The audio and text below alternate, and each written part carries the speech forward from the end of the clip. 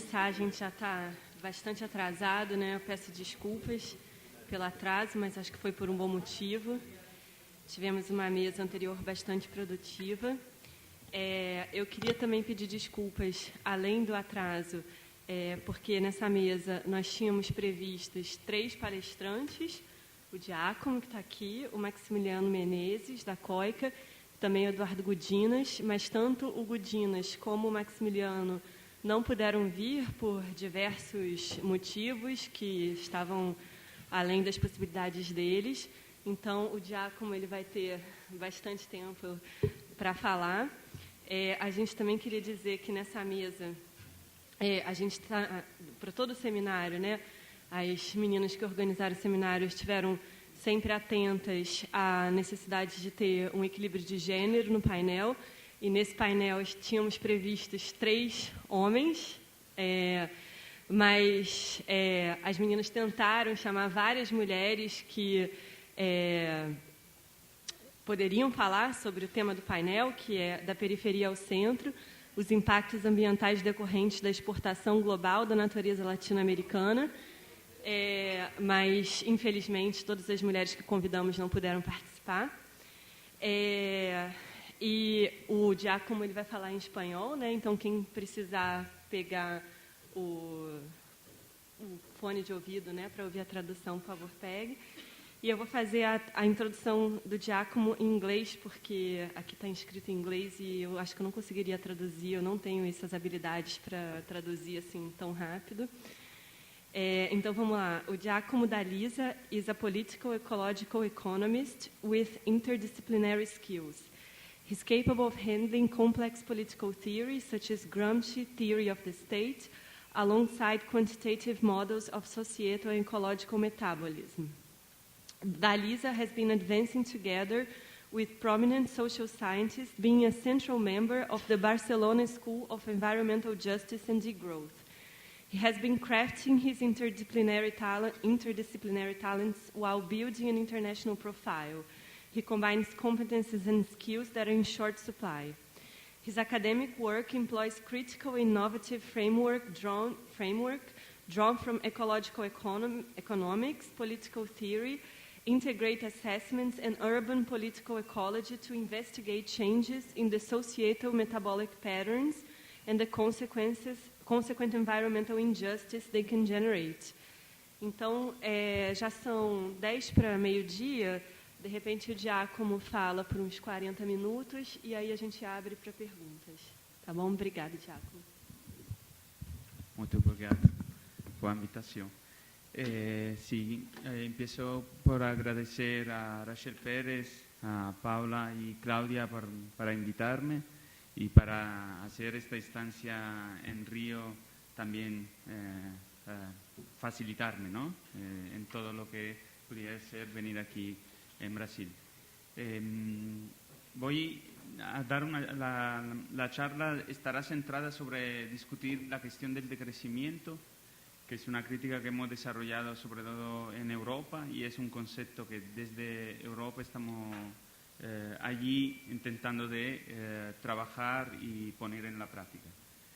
Pero quiero contextualizar porque, como ha dicho también Paula ya, el panel tenía que hablar de la periferia o centro, por esto, digamos, transformando centro es la idea de nosotros, ¿no? De la periferia o centro y hablar un poco de los impactos ambientales. Por lo tanto, mi presentación al principio un poco construye en la premisa el contexto, ¿no? El contexto sobre por qué tiene sentido dar una charla sobre el decrecimiento aquí. Entonces, voy a hablar un poco de ofrecer discutir mapas de conflictos ambientales, que hay muchos mapas que se están desarrollando. Una está coordinada desde Barcelona. Yo soy del sur de Italia, pero vivo en Barcelona desde 2010. Y también otras mapas que se construyen aquí mismo, en Brasil, ¿no? Y después hablo un poco del metabolismo del Brasil, así para contextualizar por qué o centro, digamos, ¿no? Porque el centro de Europa también afecta mucho a lo que se desarrolla y se produce aquí mismo en Brasil. Y después voy a discutir la definición del decrecimiento, que ayer un poco Andrei durante su intervención habló un poco, ¿no?, de cómo tenemos que crecer y Débora Daunowski dijo que quizá era mejor discutir cómo vamos a decrecer, y la idea es un poco proponer aquí exactamente cómo estamos pensando nosotros el decrecimiento y cuáles son las propuestas transformadoras que estamos realizando, ¿no? Entonces, empezando por la mapa, claramente uno de los... esta es una mapa que está desarrollada de un proyecto europeo coordinado en Barcelona, la mapa de justicia ambiental. Es una mapa mundial que tiene más de 2.000 casos hoy día de conflictos ambientales alrededor del mundo. Aquí veis una parte de la mapa que se concentra sobre los conflictos ambientales, sobre la minería, que es uno de los aspectos más importantes realmente en Brasil. Como podéis ver, hay centenares de conflictos aquí mismo en Brasil sobre esto. Si no podéis, en toda Latinoamérica. En Brasil después podéis tener una mirada a la variedad de conflictos que hay y cada punto están diferenciados, ¿no? Si es un conflicto relacionado al nuclear, si es un conflicto relacionado a la minería, a la biomasa. Y esto, digamos, es interesante para visualizar toda la lucha que están en el campo brasileño. Después hay otra mapa que ha hecho Fiocruz, que es una mapa que relaciona conflictos con problemas de salud, ¿no? Y esto es, por ejemplo, solo una mapa de lo que en el estado de Río, de los conflictos relacionados a cuestión de salud. Y podéis utilizar también esta mapa para ver la cantidad de conflictos en todo Brasil que hay y cómo estos se relacionan a cuestiones de salud y cómo la gente se moviliza alrededor de la cuestión de la salud, ¿sí? Esto para dar una idea muy rápida del metabolismo de Brasil, ¿no? Podéis ver, esto es un trabajo de maestría que ha hecho Soares en 2015 sobre el metabolismo social de Brasil. Es muy interesante ver cómo, ¿no?, los minerarios metálicos son una de las exportaciones más importantes y el 90% de estos minerales metálicos que se exportan son relacionados a hierro, ¿no? Y es muy interesante cómo esto a partir del 2000 sube y crece siempre más, ¿no? Y esto está relacionado a muchos de los conflictos, el impacto ambiental, el impacto sobre la salud que la gente aquí en Brasil vive, ¿no? Y esto es el caso de Río Dulce, que bien conocéis, que está relacionado exactamente a este crecimiento increíble del último año, ¿no?, del correr a sacar más hierro posible de la minería. Entonces, este es el contexto, ¿no?, el contexto de los conflictos ambientales aquí en Latinoamérica y el contexto del metabolismo social que se está expandiendo, que voy a mano definiendo con la palabra de Donna Haraway, que es una feminista de Estados Unidos, que describe el capitalismo y esta cosa monstruosa en la cual vivimos, ¿no? Entonces, tenéis que familiarizar con esta idea porque la voy usando. Esta cosa monstruosa en la cual vivimos, que claramente tiene una forma de organización de los recursos, que es el capitalismo, pero tiene forma ideológica también muy poderosa, que digamos, que procuran esta expansión. Y discutimos un poco de esta expansión y de los impactos que tiene. Entonces, hecho digamos, este contexto, paso a presentar un poco la idea del decrecimiento. Y claramente el decrecimiento es, antes de todo, una crítica de la ideología del crecimiento, ¿no? Y esta crítica de la ideología del crecimiento es claramente es una crítica del capitalismo, pero tiene una crítica mucho más profunda, porque el capitalismo funciona alrededor de una lógica, que es una lógica que podemos decir con palabras muy simples, la idea que para estar mejor tenemos que tener más, ¿sí? Esta idea no es una cuestión solo de los capitalistas, es una idea difundida en el sistema social, digamos, en el monstruo en el cual vivimos, ¿no? El monstruo en expansión se expande exactamente porque la idea liberal capitalista tiene esta legitimación del humano, que tenemos derecho individualmente a realizar la vida que queremos y movilizar todos los recursos que nos facilita el sistema para realizar esta vida. Y esta idea se basa exactamente sobre una cosa muy simple, que es un poco necesitamos más. porque yo quiero estar bien y necesito más y más en mi vida. Entonces, en esta parte, claramente, que es una parte de crítica, lo que se llamaría una pars destruens, es una parte que critica la ideología del imaginario del capitalismo y de la idea del crecimiento. Aquí está lo que llamamos el diagnóstico, el pronóstico del por qué esta cosa espantosa en la cual vivimos es un desastre, ¿no? Y por qué tenemos que hacer algo para transformarla y para realizar cosas que sean más conformes a la sostenibilidad de la vida. Claramente también es una definición de qué puede ser una buena vida, ¿no? Aquí en América Latina se está desarrollando siempre más la idea del buen vivir y, por ejemplo, en el libro que ha sido traducido en brasilero también, tenemos la última parte sobre alianza y claramente allí podéis ver que una de las alianzas más importantes es exactamente con la idea del buen vivir, del summa causae, ¿no? De algunos conceptos indígenas que se desarrollan, ¿no? También esto es importante reconocer otras prácticas, otra ideología, otra lógica que están en función de, digamos, luchar contra este monstruo espantoso en lo cual vivimos. Entonces, la idea es poner la sustentabilidad de la vida al centro, ¿no?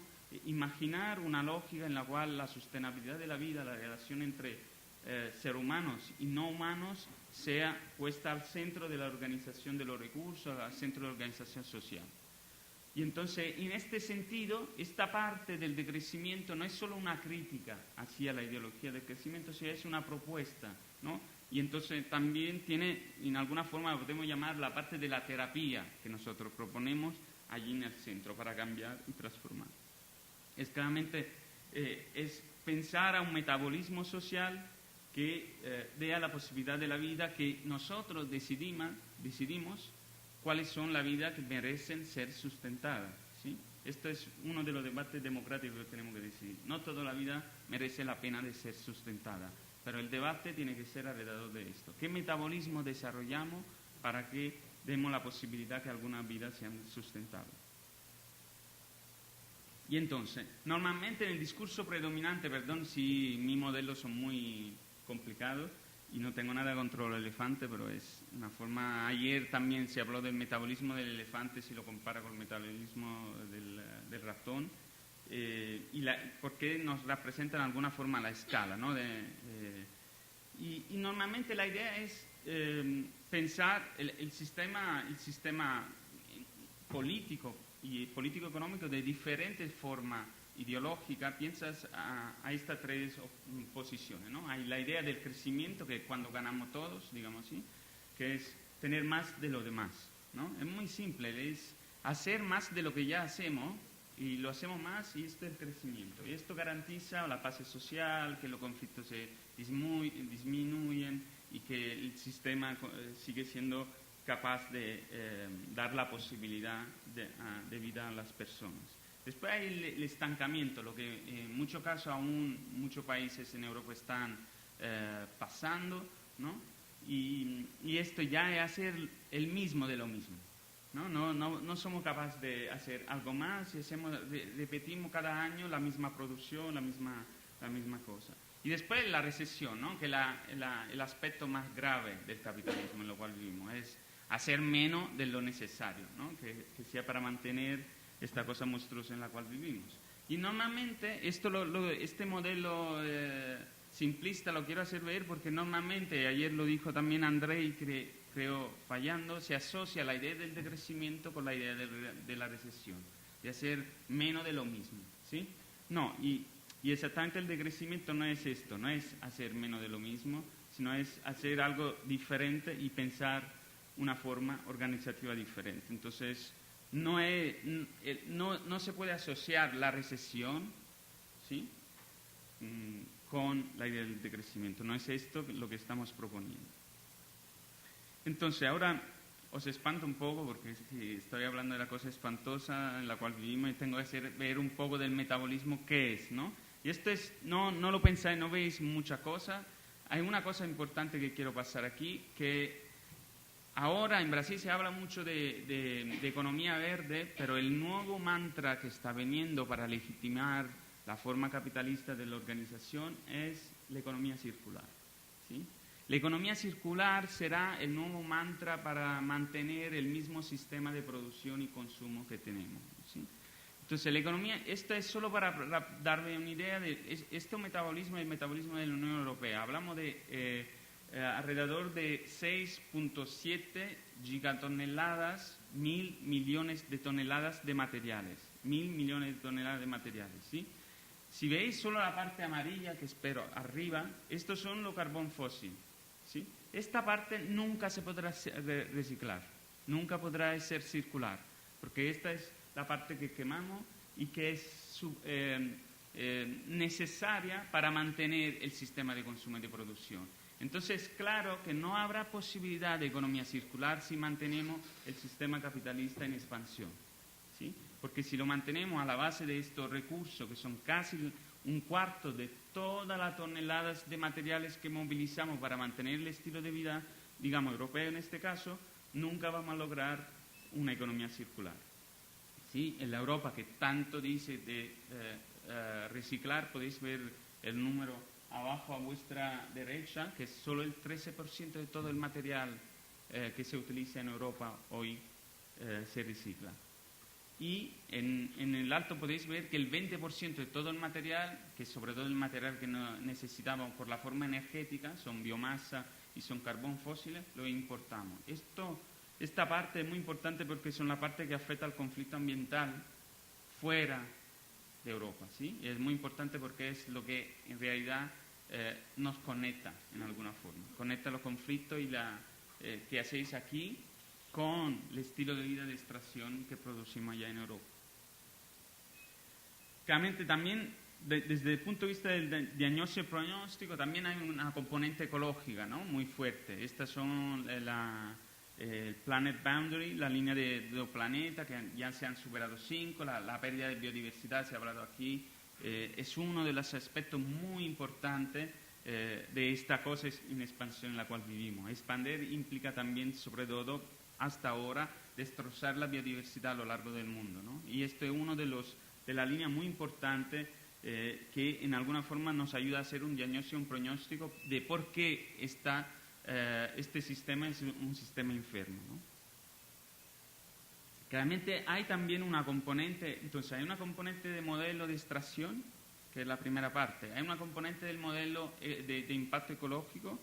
Lo estoy simplificando porque son 40 minutos o tanto, pero hablar de mucha cosa tampoco es fácil. Pero ahora hay también una componente, digamos así, de lectura, podemos decir, marxista, ¿no? Hay una componente de clase, ¿no? Y que problematiza también este sistema en expansión. Aquí, simplemente para ver, es un gráfico que muestra la diferente nivel de concentración de capital en muy pocas manos, ¿sí? El negro es 0,1% de la población de Estados Unidos, ¿sí? Esto es un gráfico sobre Estados Unidos.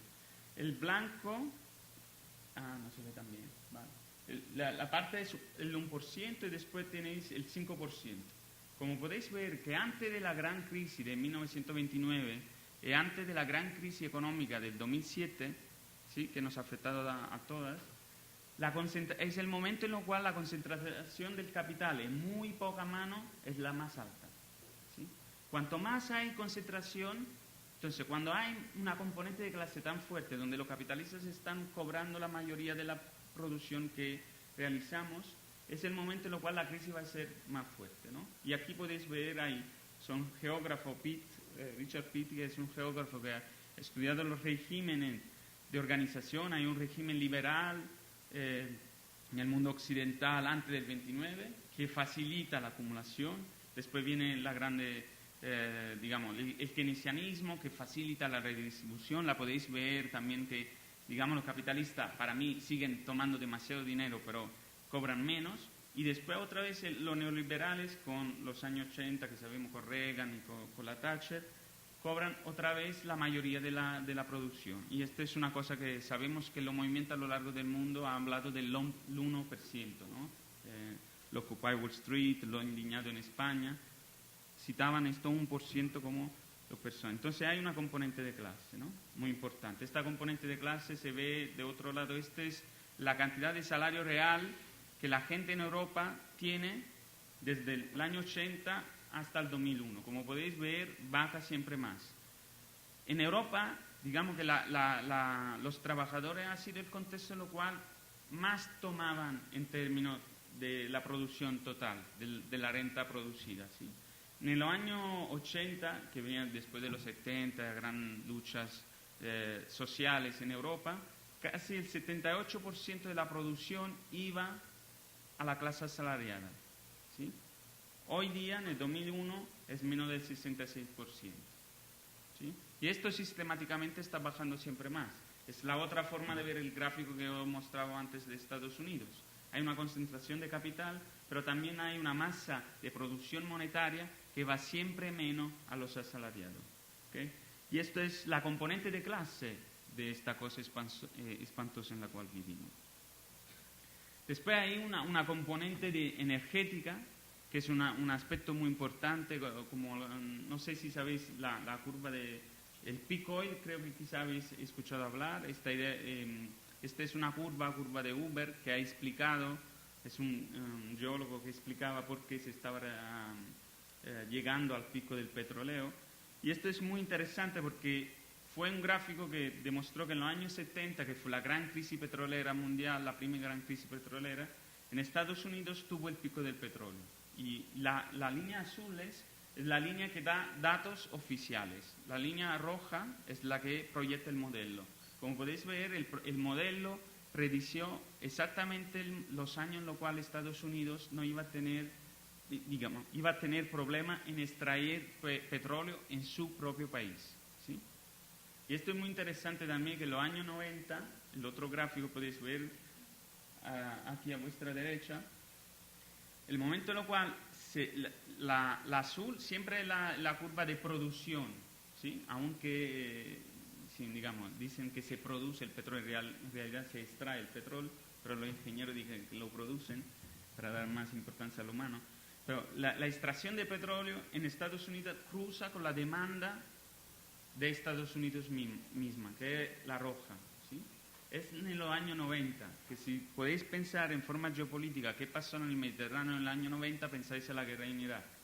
¿Sí? Este es el momento en el cual Estados Unidos va y empieza a poner la mano, y Europa también, en Irak. Ahí donde hay una cantidad de facilidad de extraer petróleo muy, muy importante. Tenéis que pensar que el precio medio de extracción del petróleo a lo largo del mundo hoy día es $80 a barriles, en media. En Estados Unidos no pueden extraer a menos de este precio. ¿Sí? En Siria, donde hoy día hay ISIS, hay problema, el conflicto de diferentes grupos allá, digamos el mal del mundo, allí se extrae a $5 a barril en Siria. Podéis tener una idea de por qué hay cuestiones geopolíticas que mueven la idea del pico del petróleo. Entonces, lo que quiero pasar aquí es que el pico del petróleo no es que se está acabando el petróleo, sino simplemente que nos cuesta más energéticamente sacar la misma cantidad de petróleo. ¿Sí? Lo podéis ver con un gráfico. Aquí, por ejemplo, en Brasil, claro, si vais a leer este artículo, dice cómo somos buenos en Brasil, tenemos más tecnología, más profundo, más lejos del mar. Claro, esta es exactamente la idea del pico del petróleo, que al principio de la industrialización, digamos, en Siria o en los países de grande producción, tú ponías hacías un pequeño agujero en el terreno y te sacaba petróleo a cantidad. ¿Sí? Hoy día, para sacar petróleo, tenemos que ir en Brasil a 1886 metros de profundidad, aumentando el riesgo, ¿no? Aumentando el coste, aumentando todo lo que es la problemática de extraer la misma cantidad de petróleo. Esto significa el pico del petróleo. Nos cuesta siempre más sacar. Entonces hay una componente energética muy importante de la crisis. Después, y se ha hablado hoy día un poco, hay una componente digamos, de género muy importante. Y aquí presento algunos datos sobre cómo se comparte el uso del tiempo entre mujer y hombre en Cataluña, ¿no? Es una investigación que hizo yo sobre el uso del tiempo y la relación con la energía, pero aquí presento solo la cuestión de género. El violeta es el trabajo no remunerado, ¿sí? Y después tenéis el verde, el trabajo remunerado. Os concentráis solo sobre esta actividad porque el punto que quiero hacer es sobre el género, ¿sí? Entonces, si veis que a un lado hay la mujer, al otro lado hay el hombre, ¿no? Si sumáis, claramente, el hombre trabaja más en el trabajo remunerado, en el mercado, y la mujer menos horas en medio. La mujer claramente trabaja más en el trabajo no remunerado. Si sumáis los dos, realizáis una cosa que todas las mujeres saben, los hombres hacen algo para no saberlo, que para mantener el bienestar en la vida de un sistema industrial como es Cataluña, que es una región avanzada de Europa, la mujer trabaja mucho más que el hombre, ¿okay? Mucho más del hombre para mantener este sistema, pero no está tan reconocido esto, ¿sí? Sobre todo la carga por 1000 generación, que es entre 35 y 44 años, de la mujer es casi imposible de mantener. De hecho, las feministas en Europa están hablando mucho de la crisis de cuidado, ¿sí? La crisis de cuidar, aparte de simplemente estar en el mercado laboral, ¿sí? Porque hoy día, no lo muestro esto dado, pero lo digo, hoy día una mujer de mi generación en Europa trabaja 7.8 horas al día, todos los días del año. No importa si hay carnaval, no importa si eres religioso y tienes navidades, o no importa. Todos los días del año trabaja 7.8 horas al día. Y esto es lo que llaman la feminista la crisis de cuidado, ¿no? En este monstruo en expansión en lo cual vivimos, en lo cual la mujer está legitimada a entrar en el mercado laboral, hay un problema de género muy grande que también tenemos que afrontar cuando pensamos a la sociedad y a la vida que queremos sustentar, ¿no? En alguna forma. Entonces, si el problema es el crecimiento, digamos, este era un poco el pronóstico, el diagnóstico que quería compartir con vosotros. Hay componentes de extracción, hay componente energética, hay componente de género, hay componente de clase.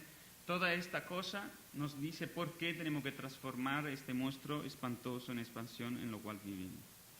Entonces, ¿no? El problema es cómo transformar este elefante, ¿no? Y ahora paso un poco a lo que nosotros proponemos, vamos haciendo, porque sí, yo trabajo en la academia, pero vengo del mundo activista y el decrecimiento es una idea que se está desarrollando en la práctica, en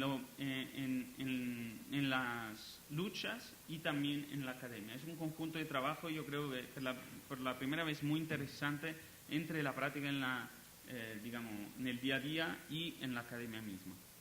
Entonces, ¿qué podemos transformar?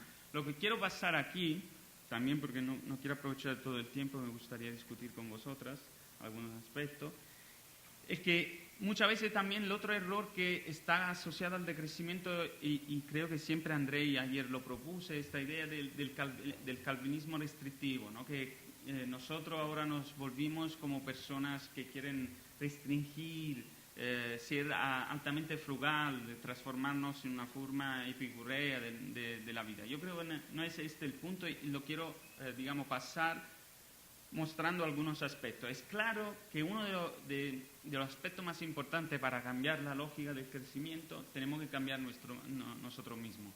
Pero hay una relación social, una relación colectiva y una relación política que sirve para cambiar el sistema de estructura, el sistema mismo. Entonces, las acciones que nosotros proponemos no son solo acciones individuales, como consumir más críticamente, menos, sino también son acciones que hacemos a nivel colectivo y a nivel político, ¿sí? Y aquí por esto, en el libro hay la parte más importante, hay 4 partes del libro, ya os he dicho que la última es sobre alianza, que es la cuarta, la tercera, que es la más grande, es sobre acciones. Allí podéis ver todas las acciones que estamos proponiendo en la práctica cada día en Europa, ¿sí? Esto no porque lo tenéis que hacer vosotros aquí, pero creo que yo en estos 2 días he aprendido mucho de algunas prácticas de aquí que a mí me resuenan. Y entonces la práctica y la acción de los demás sirven para que nos resuenan cómo podemos activar en nuestro contexto particular, con nuestras diferentes tipologías de discursos, ¿no? Pero conforme a una base de que queremos transformar esta cosa espantosa en la cual vivimos. Entonces, aquí propongo, digamos, os presento 5 acciones que tienen niveles de implicación personal diferentes, ¿no? Individual, colectiva. Entonces, la primera, la más simple, ¿no? La cuestión de la crisis de los alimentos, la cuestión del movimiento también neorural, es que la gente se ha movido hacia afuera. Neorural es también una voz dentro del libro, porque también allí en Europa muchos jóvenes se están moviendo al espacio rural, pero en la parte urbana muchas áreas que estaban abandonadas se han ocupado y se ha empezado a producir hortalizas, ¿no? Hortalizas no porque esto permite de mantener tu metabolismo, porque en realidad no mantenemos con estas huertas nuestro metabolismo, nuestro nivel de consumo. Pero este sistema nos sirve para empezar a discutir de agroecología, de permacultura, de otro tipo de producción, de biodiversidad. Y en este contexto te facilita también aprovechar algunos conocimientos, por ejemplo, de los viejos que viven en la ciudad, que vienen del mundo rural, que ya saben, porque nosotros que hemos vivido siempre en el mundo urbano, tampoco sabemos cómo empezar a poner una ensalada, por ejemplo, muy simple, ¿no? Pero esto es una acción muy individual normalmente que hace en tu barrio, en tu espacio muy comunal, ¿no? La segunda ya es una acción más politicizada, que es la formación de ecocomunidades. Esta es una de las ecocomunidades más importantes, que se llama Camas Deu, es la más importante que tenemos ahora en Barcelona, viven 25 unidades de personas, se llama Rurban, en el sentido de rural y ciudad, porque es prácticamente en la montaña, pero aún es la ciudad de Barcelona, ¿sí? Entonces no se definen rurales porque están allí al lado de la urbanización.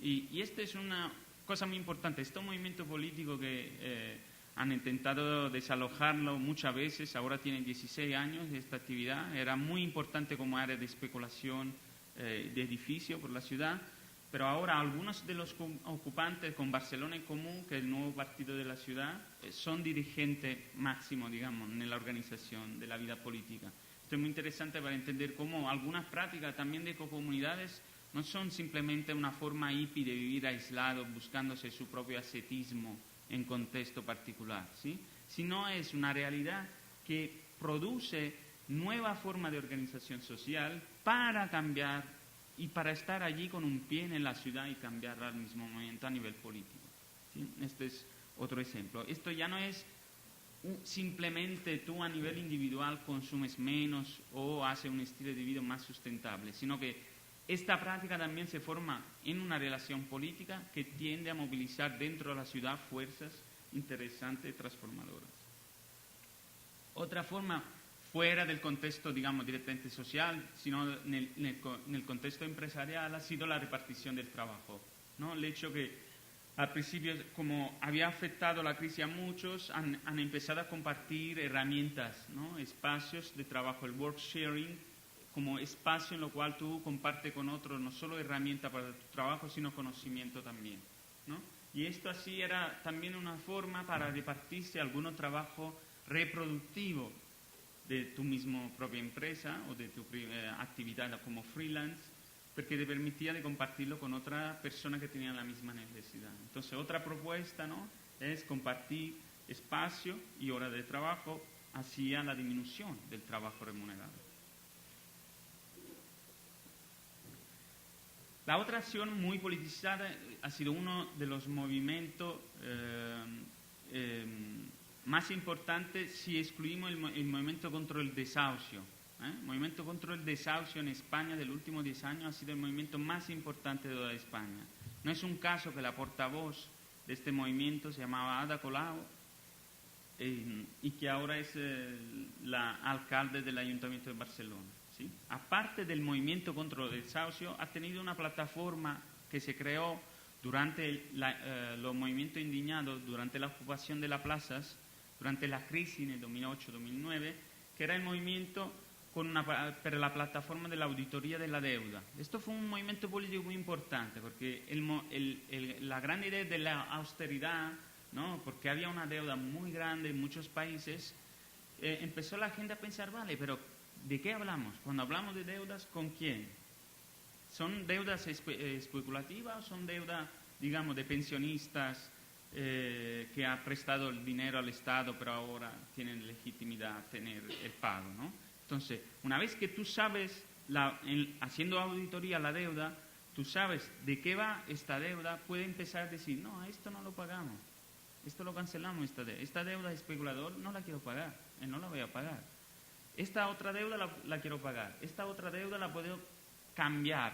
Me parece que, no sé, la tasa de intereses que quieren demasiado alta la puedo empezar a discutir. Y esto es muy importante porque se ha hecho a nivel nacional sobre la deuda de la nación española, pero también se puede hacer a nivel local. Tú puedes, por ejemplo, la salud, uno de los aspectos, no, es que la salud tiene una deuda muy grande, no podemos dar servicios. Vale, pero vamos a ver de qué hablamos. La deuda es con la farmacéutica que nos está vendiendo medicamentos a un precio muy alto cuando lo podemos lograr en una forma diferente, por ejemplo, la salud. Vale, entonces esto quizá no lo vamos a pagar y mantenemos la salud pública sin pagar esta parte de la deuda. Entonces, este movimiento político también era muy interesante para discutir de qué es esta deuda, ¿no? Porque era como un monstruo. Ahí la deuda la tenemos que pagar y ya está. Entonces, el cinturón apretado también para la gente que ni tenía el cinturón. Que era, sobre todo, esto ha sido la política de austeridad en Europa, ¿no? Porque el dinero a los bancos se ha dado, pero no se daba a la gente. Y lo último, creo que estoy en el tiempo que me has dado sin hacer sufrir demasiado a los traductores, la traductriz, es otra propuesta que hacemos, que también es en el espacio político, que es, como hay un movimiento muy grande sobre la renta mínima, y mucho de este movimiento, bien cuidado, es un movimiento muy neoliberal, la propuesta más poderosa hoy día vienen de economistas mainstream, que saben que el trabajo está acabando no porque hay la recesión. Otra cosa, perdón, que Andrei no está, pero ha dicho muchas cosas ayer que para mí estaban un poco erradas. El trabajo, el crecimiento no garantiza el trabajo. Hace 30 años. Esto es digamos, si haces estudio económico serio, lo sabes. El trabajo se está perdiendo, entre comillas, por la tecnología y la automación. Este es el problema. No hay trabajo porque lo que producíamos antes con millones de personas, ahora lo producimos con miles de personas. ¿Sí? Es la tecnología y la automación que no tiene nada que ver con la pérdida de crecimiento que está haciendo perder el trabajo. ¿Sí? Podéis imaginar que hoy día, a nivel tecnológico, sobre la comida, sí, la comida es tecnologizada al máximo, lo que se come una persona de Estados Unidos en un año está producido en 2 días de trabajo. 2 días de trabajo. ¿Sí? Y podéis imaginar, no es una cuestión que hoy el valor está producido en compañía como Uber o en compañía como, peor, Facebook, ¿no? Donde hay muy poca gente que está produciendo un valor muy grande por sus dueños. Sino el hecho que también la misma empresa de máquina antes tenían cientos de miles de obreros y ahora tienen 50.000 obreros, porque la máquina hace la mayoría de la parte para producir la máquina misma. Entonces es la automación, no es la falta de crecimiento que está matando el trabajo, y es la automación que lleva a algunos economistas poderosos que quieren mantener el sistema capitalista a proponer una renta mínima. ¿Sí? Esto porque se está expandiendo en todo lado. Entonces, sí que nosotros la primera cosa que decimos es, uno, la renta mínima tiene que estar relacionada a una renta máxima. Porque como vemos en este gráfico, lo podemos ver, la línea roja es la concentración en el 1% de la mayoría de la renta y podéis ver que crece infinitamente, ¿no? El divario entre la renta máxima y la renta mínima es una monstruosidad hoy día. Entonces nosotros proponemos que se pueda discutir de la relación entre cuál es la renta mínima que garantizamos y cuál es la renta máxima que creemos sea digno mantener en términos de diferencias de capacidad en el mundo del trabajo remunerado. ¿Sí? Nosotros, por ejemplo, proponemos 30 veces. Esto implica que si una renta mínima es de 600 euros, la renta máxima que se tendría que pagar, que se tendría que ganar, sería 18.000 euros al mes. Esto es un número, se tiene que discutir políticamente, no hay un número perfecto claramente. Podéis decidir 50, 100 o 20 o 5, pero es una cosa que se tiene que discutir. Tiene que tener una renta máxima, si no la inigualdad no la vas a parar. ¿Sí? Aunque garantice una renta mínima, lo que hace es movilizar recursos monetarios que a lo largo del tiempo crean inflación, pero no cambian la relación de poder de adquisición de la riqueza.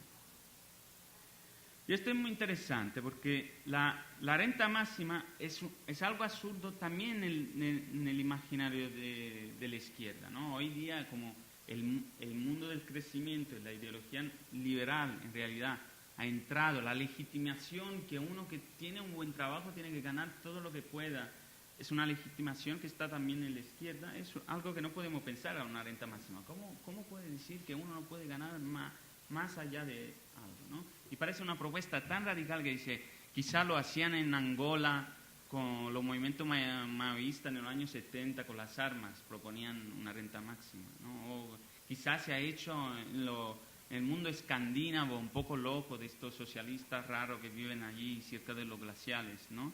No, la renta máxima existía en 1950 en Estados Unidos.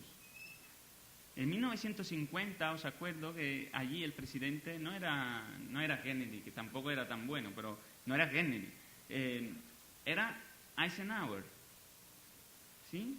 Un republicano que venía de la milicia, que había hablado de la complejidad del sistema militar que se estaba expandiendo por el imperialismo americano.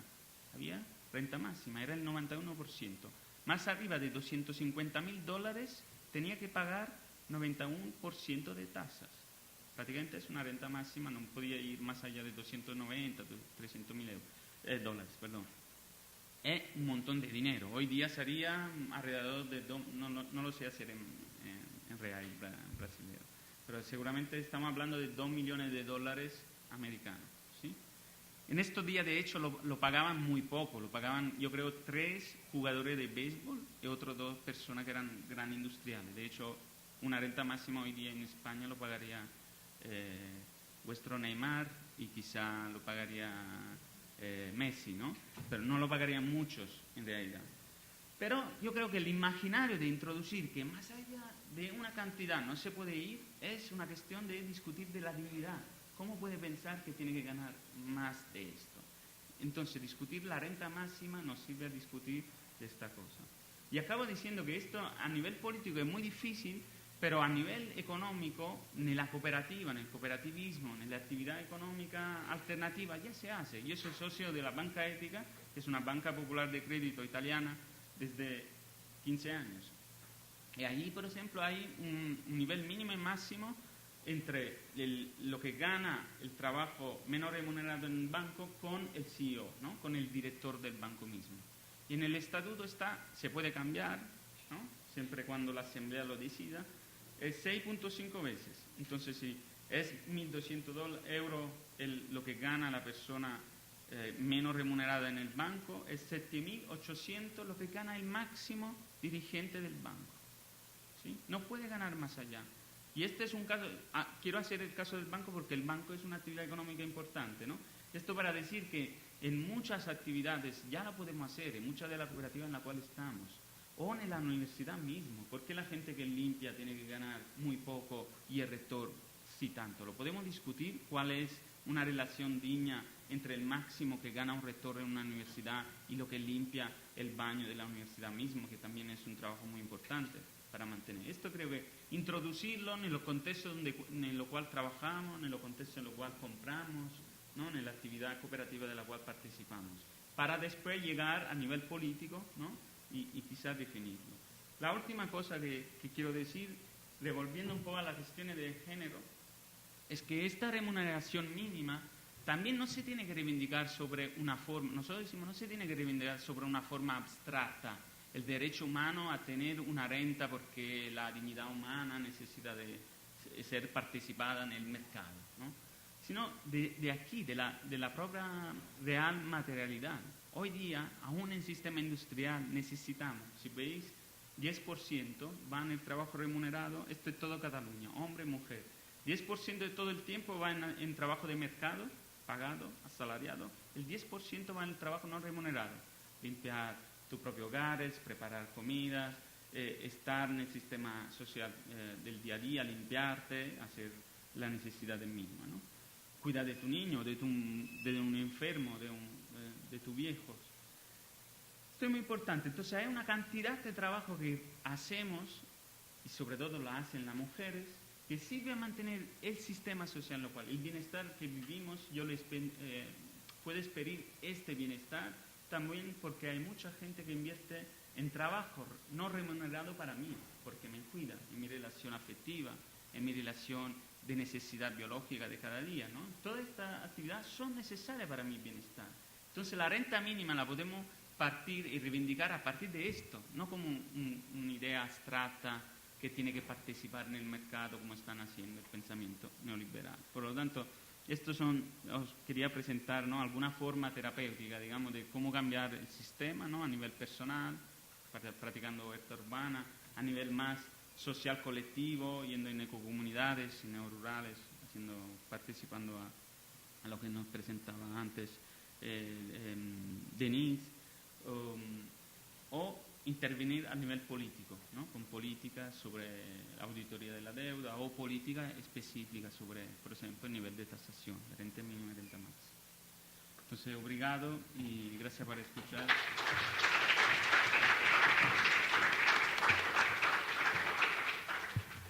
Obrigada, Giacomo, por dar concretude, por assim dizer, ao decrescimento, mostrar propostas bem concretas do que poderia ser o decrescimento. Temos tempo para perguntas. Alguém gostaria de fazer perguntas?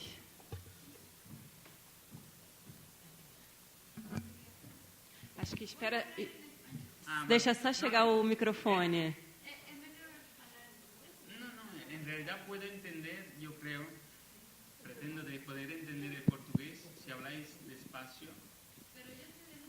Vale, puede funcionar. Oi, boa tarde. Então falo en español, ¿no? Gracias por la palestra. Yo tengo una pregunta, Giacomo. Quiero ver si entendí bien un ejemplo que tú diste, que en 2 días, con los procesos tecnológicos y de automatización, se puede producir lo que alguien consume o come en un año. ¿Era come o consume? Sí. ¿Come? Sí, la comida. En 2 días, ¿no? En 2 días de trabajo. Pero 16 horas de trabajo. Ya, pero a mí me saltó una duda, porque hay los procesos biológicos de producción de alimentos no son de 2 días. O sea, eso sí que no se ha podido automatizar. No, por mucha tecnología aplicada para la producción, no sé, de huevo, que es muy extrema, ¿no? Cada vez se obtienen huevos de unas formas terribles en menos tiempo, pero no va a ser menos de 1 mes, o sea, todavía necesitamos que el pollito crezca. Sí. Y así igual las plantas, ¿no? Entonces, ¿cómo fueron contabilizadas esos 2 días? O más bien, ¿no fue contabilizada esa parte biológica? Esa era mi duda. Gracias. ¿Preferís que respondamos así? Así es más fácil. ¿Cómo que se prefiere? Yo sí, así no pierdo contacto con las personas. Está bom. ¿Sí? Entonces, claro, yo estaba haciendo este ejemplo antes de todo para explicar que hay una pérdida de tiempo de trabajo en el sistema capitalista muy grande que está relacionada a la automación. Esto no tiene nada que ver con la cantidad de energía, entonces de petróleo, de petroquímicos, que tú necesitas para mantener un nivel de producción, o por ejemplo usar gran infraestructuras de irrigación o usar gran sistemas de tractor, ¿no?, en la grande producción de monocultivo, ni el tiempo biológico. Esto no está contabilizado. Era un número que normalmente está producido de la estadística económica. ¿Cuánto tiempo hoy va en el sector agrícola, ¿okay?, en Estados Unidos? Todo el tiempo que hay en Estados Unidos, hay el 1% de todo el tiempo de trabajo es lo que va de la producción agrícola. Pero claro, hay procesos biológicos, ecológicos y energéticos que aquí no están contabilizados. Lo puedes hacer en 2 horas exactamente porque fuerzas la mano con la gestión energética, usa mucho petróleo, mucho petroquímico, y porque no te interesa para nada todo el proceso biológico.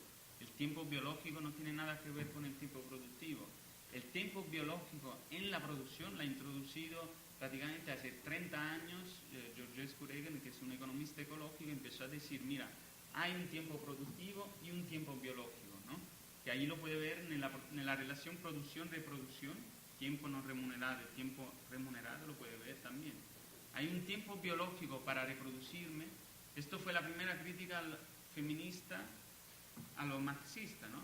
Dice, para mantener a ti, obrero blanco, para ir en la fábrica, yo trabajo 1 hora y media aquí, sumisa a ti, en esta relación. Entonces, la emancipación con el comunismo, si no tiene esta emancipación del trabajo reproductivo, no tiene sentido para nosotras, ¿no?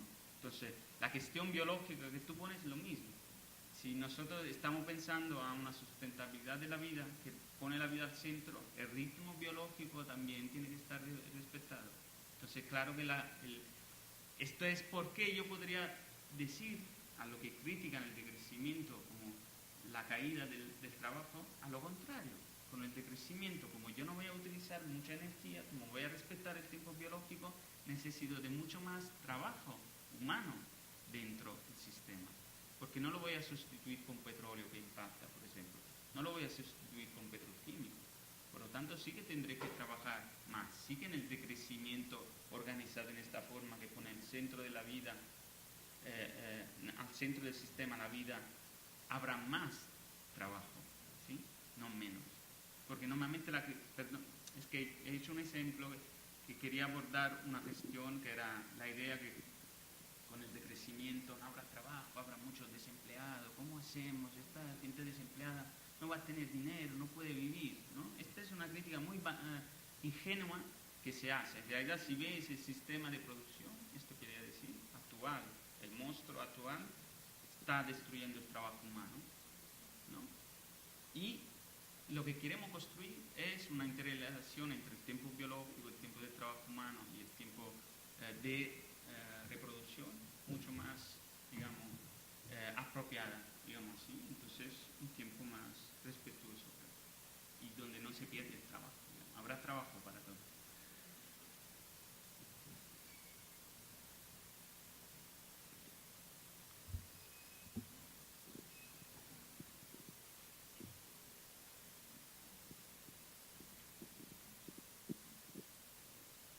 No entendí que quedó al final en portugués, en español, ¿cómo es mejor la pregunta? Como sea, ya. Me quedé feliz cuando miré ese slide porque me gustó harto la presentación, muchísimas gracias, pero me quedé pensando que me sonó mucho todavía como una charla muy distante de la realidad de gran parte de los brasileños, digamos. Me parece todavía ideas muy ligadas a una charla de privilegiados, de gente que puede sentarse y pensar en eso, de cómo respetar mejor su tiempo y cómo, en fin, hacer sus actividades de trabajo de maneras diferentes y coworking y iniciativas así. Entonces quisiera preguntarte qué pensás, qué iniciativas podríamos tomar en América Latina, en fin. Hay el vivir bien que, mismo siendo más cercano a nosotros, todavía es súper difícil de implementarlo acá en las grandes ciudades y, en fin. ¿Cómo piensan ustedes que sería posible acercar esas ideas de nuestra realidad? Y también quisiera entender un poco mejor lo que dijiste en el principio de la presentación, de que eso sería la manera, o sea, el decrecimiento nos afectaría directamente, no sé si entendí bien, ¿sí? En el sentido de que si cambian los modelos productivos allá en Europa, demandarían menos recursos de acá del sur global. ¿Es eso? ¿Es eso que defendiste? No entendí bien. Quisiera saber un poco más cómo piensan eso y también el cuán grande es esa tendencia en Europa del decrecimiento, cómo es ese debate allá, si esa es una idea que está muy fuerte o si todavía es un poco utópico, como estuvimos discutiendo en esa mañana. Gracias.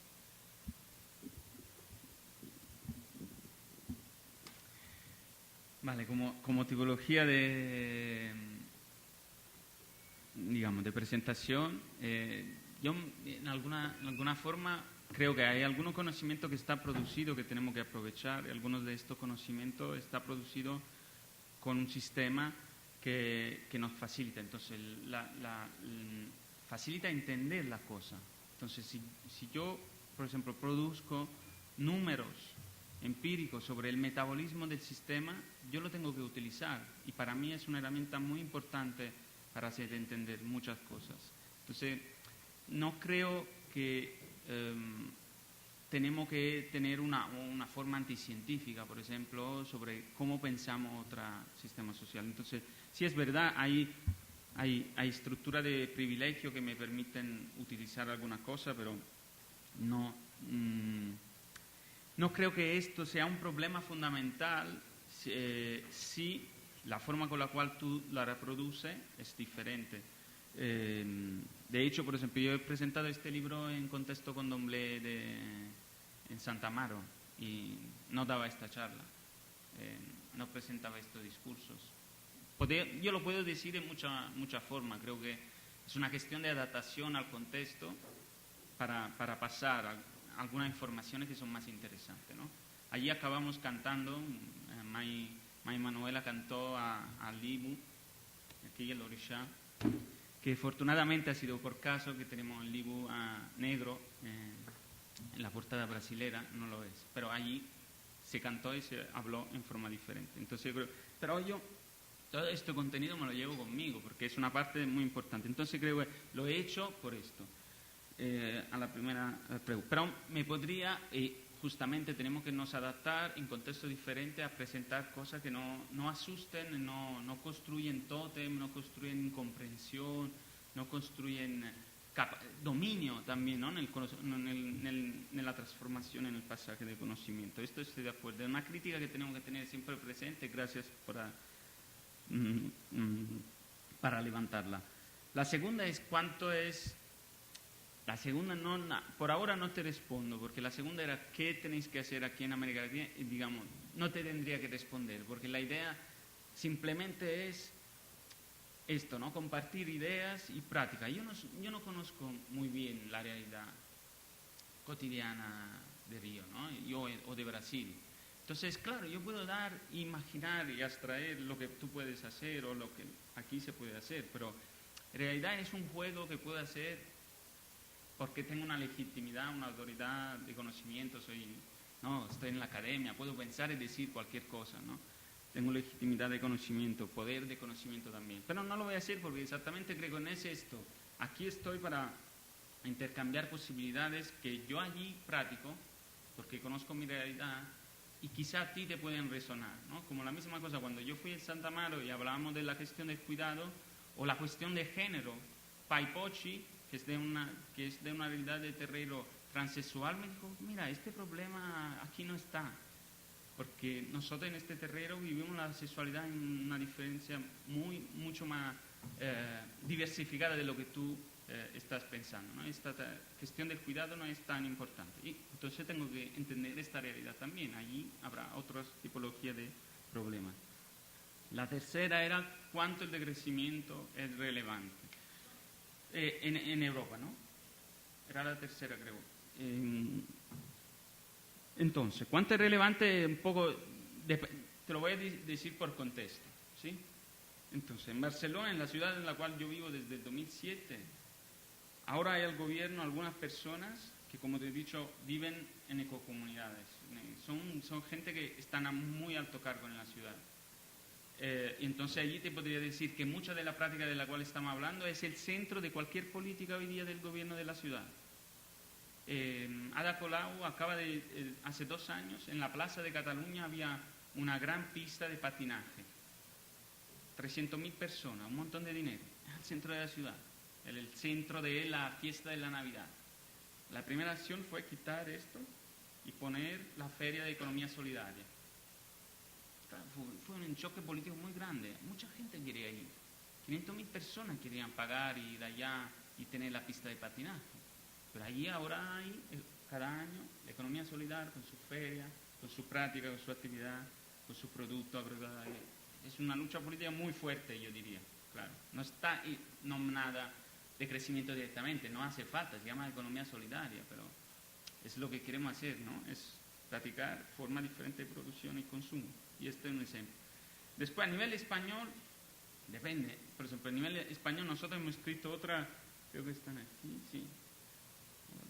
Pero es portugués, ¿no? Nosotros escribimos durante la elección última pasada a nivel nacional un artículo sobre las 10 políticas que se podían hacer en los partidos.